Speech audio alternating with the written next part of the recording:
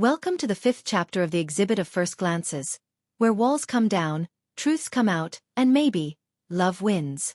Written by Nightjar.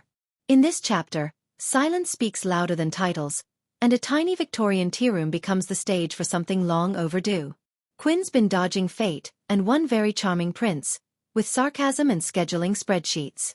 But when hearts have been meeting halfway for weeks, something's bound to give. If you're here for heart-bearing honesty, you're in the right exhibit. Like, share, and subscribe, so you don't miss the much-anticipated final chapter. Will love finds its place in the museum's permanent collection? Thanks for joining us for another exhibition. Chapter 5. The Declaration Exhibit. I'd rather be yours. Let's begin. She avoided him for a week. She buried herself in work. She reorganized the museum's entire schedule.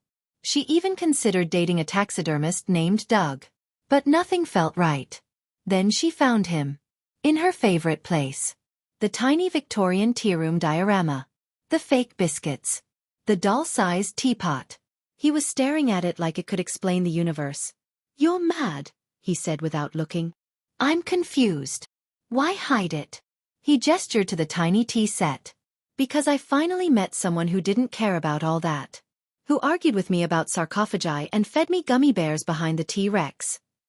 I should have told you. But every time I tried, I thought it would break this.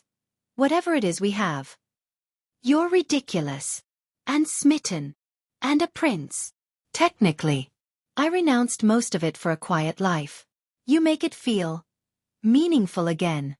She stared at him. The prince who wore museum badges like they were medals. Who debated the merits of bronze casting at 9 p.m. Who might maybe love her. She stepped closer. "You made it harder by being perfect, you know. Smart, funny, weirdly knowledgeable about Roman plumbing. Most people find that off-putting. Most people aren't me." That made him turn to face her fully. "Quinn, I want something real. No titles. No palaces. Just exhibits and your terrible dinosaur puns." "So," she said with a sly smile, stepping even closer, "you still think Marcus Aurelius was overrated?" "Absolutely. But you're not." She smiled. "You're a prince. I'd rather be yours," he said. He hesitated for a heartbeat, then whispered, "I love you, Quinn." Her breath caught, warmth blooming in her chest. "I love you too, Nathaniel," she whispered, both a confession and a promise. Their eyes locked, and in that moment, everything else fell away, leaving only the profound certainty of the love that had grown between them. Then, without another word, she rose onto her toes. Hypnotized by the intensity of his gaze, the fire that had burned quietly for weeks. He met her halfway.